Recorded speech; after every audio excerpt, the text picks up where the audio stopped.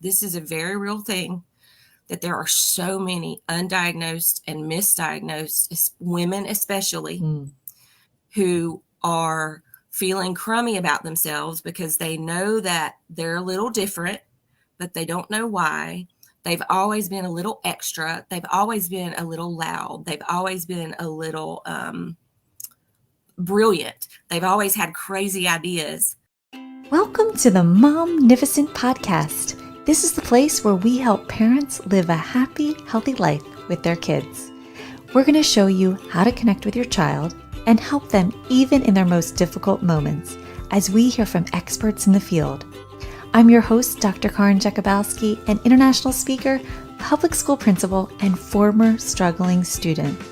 The Momnificent Podcast equips parents with science-based strategies to help you live a happy, healthy life with your kids. Welcome. To meet you. I'm so excited. Thank you. This is so cool. So for those who are listening, this is Amanda Shore. She's an ADHD advocate, all right, mom of 3 and an author. Here's her book. I bought it. I'm so excited. ADHD Chronicles, 47 years of extra explained. And she is going to share something with you that I am sure is going to speak to you or someone you know. So if you hear something in here and you're like, oh my gosh, so-and-so, my friend needs to hear this, share this video with them because Amanda's here just to help more and more people understand, empathize with the whole world of living with ADHD. So Amanda, I have a fun random question for you to start. Are you ready for this? Okay. What's something you haven't done in a while that you've done recently that just brings you joy? This kind of thing. Oh, Seriously, this kind of thing. I as a part of my ADHD, I'm coming to realize that it's very ebb and flow, very cyclical.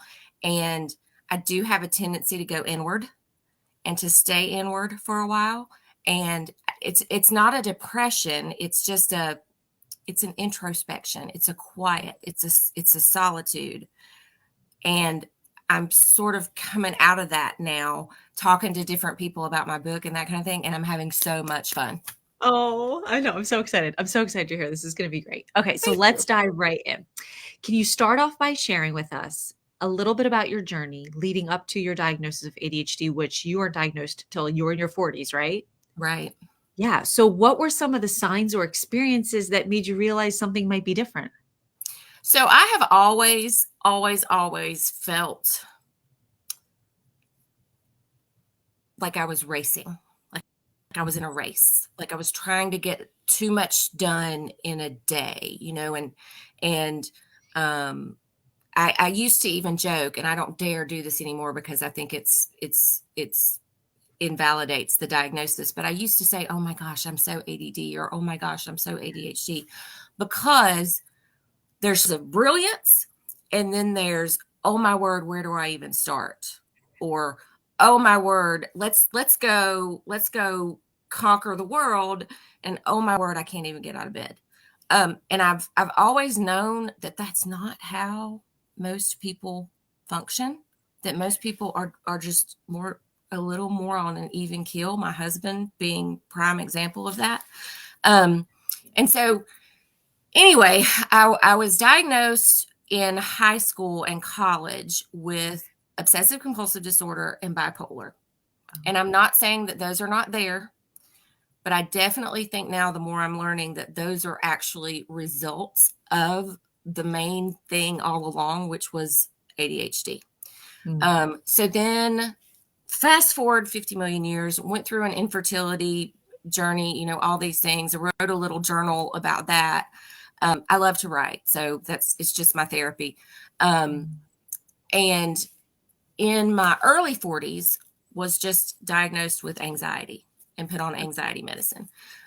Because my PA, who I saw for years and years and years and absolutely loved, what she could just tell in like my visits with her that I was just, wringing my hands and worrying and that kind of thing. And I've always been a very, very joyful person. I've always been a very bright side person. And when my third child was born, it just became a lot. it just became, we were no longer doing a man-to-man defense. We were doing a 2-3 zone, and it just was a lot. And so anyway, when she diagnosed me with the anxiety and started giving me anxiety meds, I was like, I'm not anxious. I mean, I'm busy. I'm a mom of 3. I'm a real estate agent. I have a real estate team. I'm taking grandma. I'm spending time with my mama. I'm active in my church. But, aren't we all? I didn't think anything of it. I mean, seriously, I was like, this is just what we do. This is what moms do. Plus, I'm an older mom. So that I chalked a lot of it up to that too. I'm 48 and I have a 7-year-old. So I chalked a lot of it up to that. Anyway, one night I'm at home and my baby boy is in the living room playing, and I started to feel like I was having a heart attack. And anyway, ended up calling ambulance, and I talk about this in the book. Ended up calling the ambulance, going to the hospital. The hospital was awesome. They kept me there several days, ran every test ever known to man, basically determined that nothing was wrong with me. But I had to follow up with my PA, and being the good girl that I was, because I've always been a rule follower, like big time rule follower. I followed up with my PA, and she was like, you're going to therapy. This is just a panic attack. This is a manifestation of your anxiety, whatever. And she was like, if you don't go, because she'd been telling me to go to therapy for a while. And this time she finally was like, if you don't go, I'm not filling your prescriptions anymore. And I was like, wow, okay, she means business. So made an appointment to see a therapist. Within an hour of the first visit with that therapist, she just stopped me mid-sentence and said, what do you think about ADHD? Gosh. And I was like, ADHD, I'm not bouncing off the wall. I mean, I'm hyper, yeah, but I'm not bouncing off the walls. I can sit still. I'm not like those little boys that, are climbing up the cabinets and that kind of thing. Like, that's not me. Well, sure enough, we dove into that, and it absolutely, it opened my eyes to so much about my entire life that just finally started making sense. And the more I researched it, and of course, I went to Dr. Google for everything. The more I researched it, I realized that this is a very real thing, that there are so many undiagnosed and misdiagnosed women, especially, who are feeling crummy about themselves because they know that they're a little different, but they don't know why. They've always been a little extra. They've always been a little loud. They've always been a little brilliant. They've always had crazy ideas, and they've never been shown that those are actually pretty darn cool. And so I just became really passionate about, just trying to get the word out there. And I see a lot of this in 2 of my kids, especially. And that, being the mama of a 13-year-old daughter, I have 2 sons and a daughter, and I love all my kids like crazy. But for my daughter, I'm her person. I'm her female role model, and I'm her person. And it just became almost like a zealous quest for me to get to the bottom of this, to figure out, okay, how can I help myself so that I can help her? Yeah. And that's where it all came around. Right. That was long. Sorry. No, I loved every second of it. And for those listening or anybody who just joined us, when did you publish your book? Like a month ago? Yes. A couple months ago? Is right hot off the press. I love that. I'm so excited. Okay. So how did you feel when you received the diagnosis? Well, at first I was like, I remember I was sitting, it was a Zoom. Our first meeting was a Zoom, and I was sitting at my desk at work, and I remember thinking, she's smoking crack. Like, what's going on? But I kept going with the conversation because, I was paying for it. I might as well stay there or whatever. By the end of our very first session, as soon as I got off the phone, I called my husband and I said, oh my gosh, I finally understand why I am the way I am. Wow. And we just started talking, and we had like a 45-minute conversation, and he was blown away by the things that she had said that were such a reflection of me, and that were so many things that I had never been able to articulate, but that I knew. It's so hard to explain, but he validated it. And my husband is the most amazing man on the planet. He also has a psychology degree, so he kind of knows a lot about stuff. And so as we were talking, he was like, yeah, I wouldn't have thought it to start with, but the more you're talking about it, it totally makes sense. Oh my gosh, that's amazing. So you mentioned writing as a form of therapy. Yes. How did putting your thoughts into words help you understand and cope with the ADHD? So I've always just loved writing in general, even just goofy things like little poems or song lyrics. Like I love to take song lyrics and change them to a personal situation. Oh my Just God, that's such so goofy, cute. goofy, goofy, I goofy love stuff. that. Anyway. I And so love I've it. always been a big journaler. And I was a very emotional child, but I was not comfortable expressing my emotions. And so I would Ooh, fight and fight and fight myself not to let things come I think out. I think that's like a generational thing. Yeah, it is. I totally Yeah, think so. 'cause Yeah. now we're finally helping kids and ourselves be Let more it in out. tune with it and Yeah. okay with Give yeah, it anyway, words and give it I a name. I Right. I totally get It's what you're huge. saying. Yeah. So just from a very young age, I had a diary.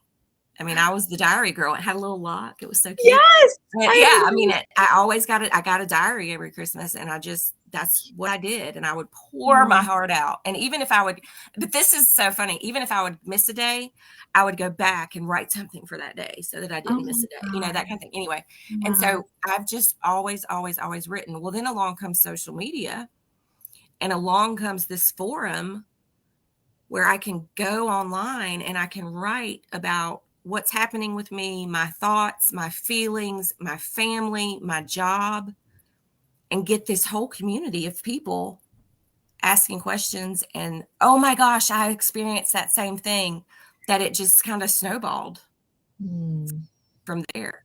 I mean, up until wow. my writing, so to speak, had always been pretty personal, other than when I would make a goofy poem for somebody. But it's just, I Yeah. could sit Yeah. down. Of course, usually by the time what I actually posted was not my original writing, because my original writing would typically be like a vent or rant or something like that. But I would Yeah. make it nice and I would make it acceptable. It was not to like bring shame on my family or anything like that. And I would post, and then I would immediately start getting messages. Oh my gosh, I'm so glad you said that. That's exactly how I feel. Oh my word, that same thing happened to me. I mean, it became a, I have to put this out there because there's somebody out there that's struggling with this, not the only one. And if I don't put it out there, they don't have a voice. And so I just got zealous Mhm. about it. I love it. And Oh my gosh, had I a I absolutely love had a psychologist, a friend of mine that's a psychologist. She's a child. I don't know all her initials and classifications and all that kind of stuff, but she messaged me one day and she was like, "I want to take some of your writings off of Facebook and put them into a brochure for some of my clients." And I was like, Wow. "What?" And that's just kind of the Wow. seed that it grew from.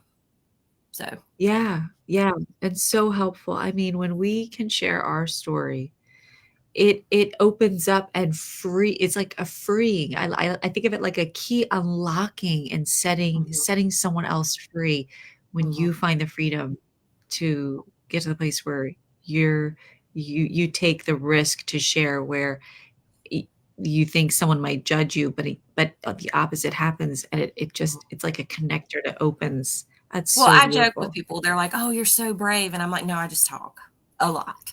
But I Mhm. too believe, very truly believe that everything that we are given, we can use for good, no matter Yes. how horrible it is in the moment or whatever. And so, Mhm. just like when I was dealing with infertility many years ago, I saw how over the years God used that to help other people and to help other Mm. women and to give them hope. Yeah. And Yes. so by the time the ADHD diagnosis rolled around, that was just kind of my thing.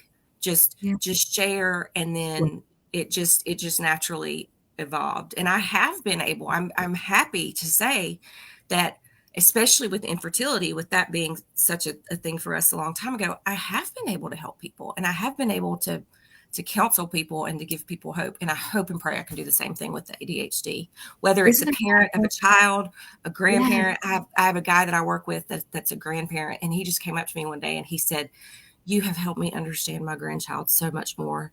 He said, "I have so much more patience now than I ever have." And that's what it's Wow. about.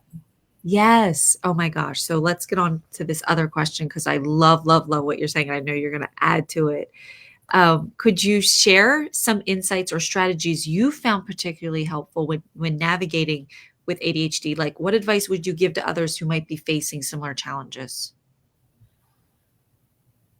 Understand that it's how you're created, that you may go through periods where you feel sorry for yourself, you get down because of it, you say, oh Lord, why me? That kind of thing. But you were made this way for a reason and for a season, and you have gifts and talents that others don't, and it's okay to embrace that. I love that. I was just reading And recently it how took me 48 years to get to that point. It took me 48 years to get to that point, to understand that I'm not everybody's cup of tea, and that's fine. But for the ones that feed off my energy and that love being around me because of my #brightside persona and that kind of thing, that's good and that's okay. And I'm just going to shine. yeah. And I was just reading recently somewhere where it was saying each of us, our voice is so unique. And as we share it, you have something that is only uniquely you. And that's so beautiful. And if we can get to that point where we can recognize that each of us has something so beautiful just by showing up, there is that beauty in each of us that can share and impart to the whole, that just makes this world an amazing place that it can and continue to be in spite of all that is going on. Yes. I love that. Yeah. As a mother, you mentioned your desire for children to receive support and understanding. How has your own journey with ADHD influenced your approach to parenting? And what advice would you give to parents supporting their child with ADHD? Wow. Okay. So there's a lot there. My one of my children is very wants to know what's coming, wants to know what's happening, wants to be prepared for all scenarios. I'm giving it away by saying I remember when she was little, she was like 3, and I would say, baby, put the plate, pick up the plate and put it in the cabinet. This plate? Yes, baby. This blue plate? Yes, baby. This plate right here?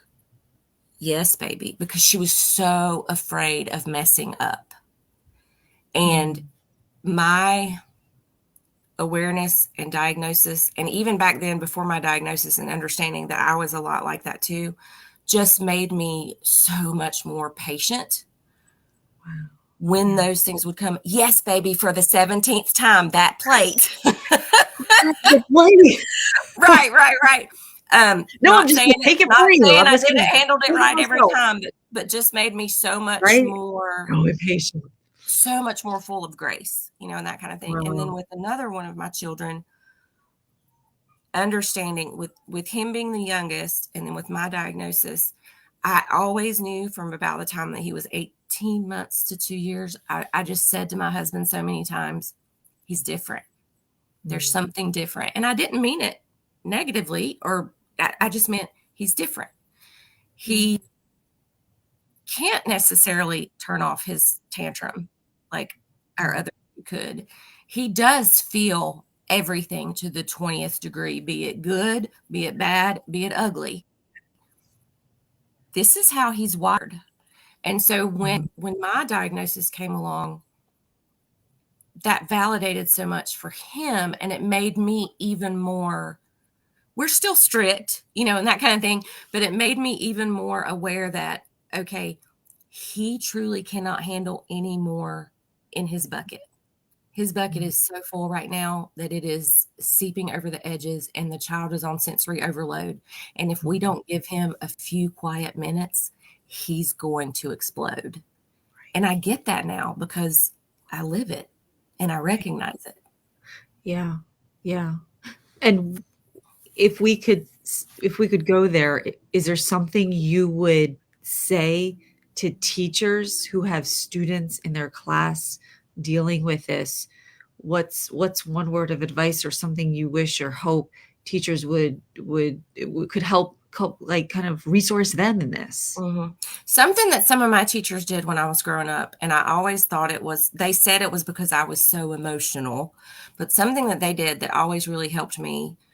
I had several teachers from a very young age who would say, Amanda, just go to the bathroom, or just go to the water fountain. And they would give me that 30 seconds or minute or whatever to bring myself back down, whether it was, extreme anxiety because I made a 99 instead of 100 on a spelling test, or, getting my feelings hurt extra much when they probably shouldn't have been hurt that much. I was a good kid and I was a good student and I was always a teacher's kid. And that really worked in my favor. And I think that I was given some extra grace in situations where maybe other kids would have gotten in trouble. I absolutely, hands down, think that should be something that's just a part of the system, that there's like a quiet space or a cool down room or a cool down corner or something that a child, whether they're crying their eyes out because they're worried about something, or they're super mad because somebody's made them so mad, or if I don't get some space, I'm going to explode. They can just go there and there's no judgment and they can just hang out a couple of minutes, breathe, and then come out of it. I think that is hands down the number one thing that educators can do in the classroom, especially. Thank you for sharing that. And both of your parents were educators, and you said your mom was strict and she was like so set in her ways. But now you're saying, her looking back, what is she saying now that she wishes she might have done differently? What would she? She looks back now and she's like, baby, I'm so sorry. She expected excellence from everyone, And I remember she did do some things that I think were pretty revolutionary. Like, she would say things like, well, I let my students chew gum because they can concentrate better.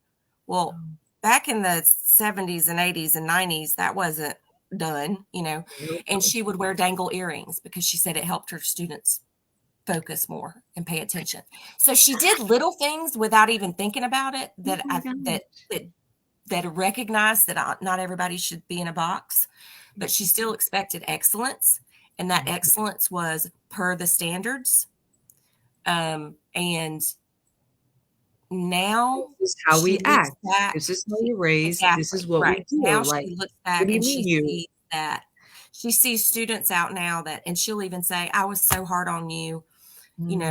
All you needed was this, or all you needed was this. And it's just it's a really interesting conversation. And she even says if she could go back, she would do a lot of things differently. Yeah. Now, at the same time, a lot of times the kids that did struggle the most with other teachers did the best with her because she was so regimented and there was no coming outside that bubble. Some kids really thrive. She understands now, and especially having grandkids, because grandkids change everything. She definitely understands now that we're not all the same, and we're not all the same kind of learner. Some are visual, some are, kinetic, some are auditory, audio learners and that kind of thing. And she says if she could go back, she would definitely have a lot of different types of learning as opposed to just sit at your desk straight with your pencil and your paper. All do it this way, and something's wrong with you if you can't or you won't. So what do you hope the future holds in terms of awareness, support, and understanding for individuals, especially children living with ADHD? So I don't like to use this term because it has a negative connotation, but honestly, I think it needs to be recognized as a true disability. I think that we in our world should have. Let me give an example. As a real estate agent, over the years, I've made good money, but I am not wired to manage it the right way. And I honestly feel like there are accommodations or extra services or support or something like that need to be out there to recognize that there's this whole segment of the population that can't just sit down at the end of the month and pay the bills and then live on what's left, because that's just not how they work. That's not how they function. And that I can't share an office with 3 other agents. I can't do that because I'll squirrel and I'll this and all that. And so I think it starts especially with children, that at least from what I've seen, and I do think the tide is changing, but at least from what I've seen, it's not seen as such a negative, oh, we've got to calm him down, or, oh, she's so spacey. It's, what can we do to embrace that about them and turn that into something that is a force for positive change?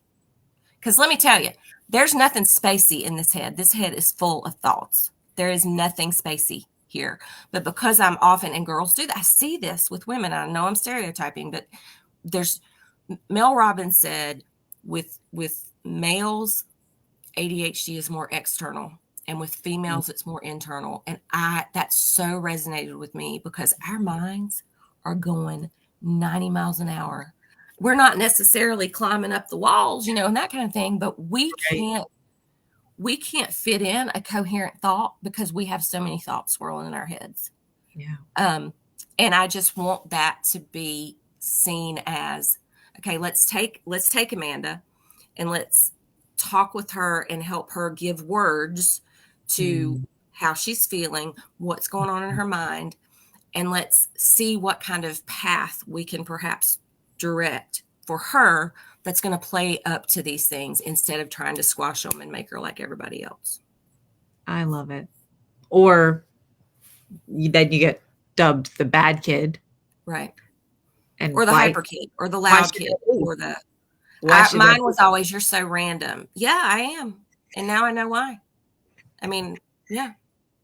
Yeah. And people would say that like it was a horrible thing. Well, that's also one of the reasons why people love to hang out with me, because I'm fun and I'm funny. And I can put a positive spin on anything, and I can see through to the meat of the matter in a hot second. And why is that bad? It's not. Yeah.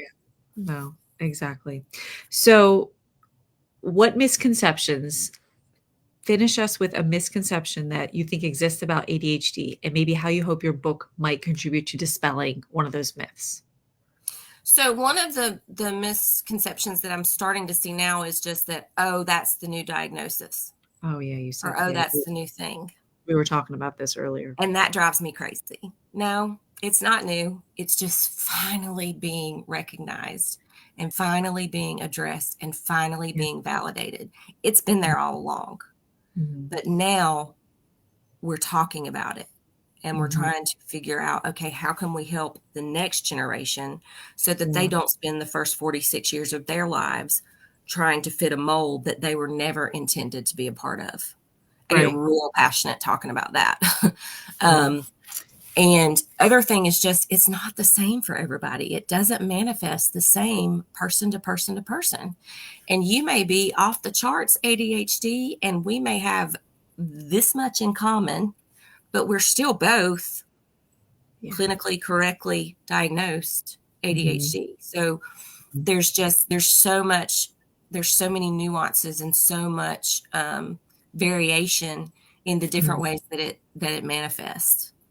And I wish that people saw that. I wish that people understood that and recognized that. And instead of just assuming, oh, she's just trying to get attention, or, oh, he's just, oh boy, he's got too much energy. Well, whatever, just saying, no, that's they're extra, and this is their extra, and let's figure out how to make it work.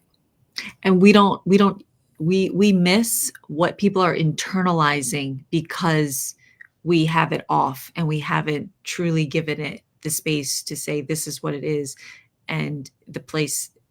So I think there's so much going on, like you said, like inside here. I mean, all the therapy that people need because of what they were told and what they think about themselves, that is completely off because of what you found and what you saw, and now what has like come full circle makes sense. So yes. Well, what people don't get is that if we are told, all children hear something negative at some point, but for those kids with ADHD and other things, it ingrains a little deeper. and it's even heavier baggage for Mm. us to carry around. And that's one thing I'm working through with my therapist right now, is still carrying around baggage from, the 1% that I heard negative versus the 99% Yeah. positive. I cling to the negative. But Yeah, that's I know. how I'm wired. My brain is It's- all or nothing. And when it sets on something, Oh, that's what yeah. it sets on. That's such a good point. That's such a good point. Such a great revelation. Well, I have enjoyed every moment of this. We're going to have to come back on and do this again. Okay. I know I rambled a lot. I'm sorry. No, I loved it. No, I loved it. I loved it. Absolutely loved it. No, and I want to come back on and talk again because someone's going to listen to this. They're going to listen to it now, and then people are going to see and hear it. And at another stage, let's come back on. We'll do like an Instagram live or something fun like Okay. that. I would love that. And how can someone find and follow you before we go? So I am on Facebook as just Amanda Key Shore, Key. My kids say that I'm old because I'm on Facebook. I'm on Instagram as Amanda Keyshore. And then TikTok. Oh gosh, my TikTok name is weird. It's No, what is it? it's Amanda with ADHD in the middle, Shore _ realtor. I should have written that down so that I could tell you better. But just look up Amanda Keyshore, and if all else fails, look up Amanda Shore Real Estate Agent, and you'll find me. That's awesome. And then I can direct you where you need to go. Thank you so much, Amanda. I cannot wait to do this again soon. You're welcome. I hope we do. That's all we've got for this episode of the Momnificent Podcast. If you enjoyed this episode, I would be honored if you would subscribe and rate if you really liked it. I know wherever you're listening right now, it might not be the best time to leave a comment, but feel free to leave a question, a review, or a comment at any time. And until next time, remember, don't worry, be happy.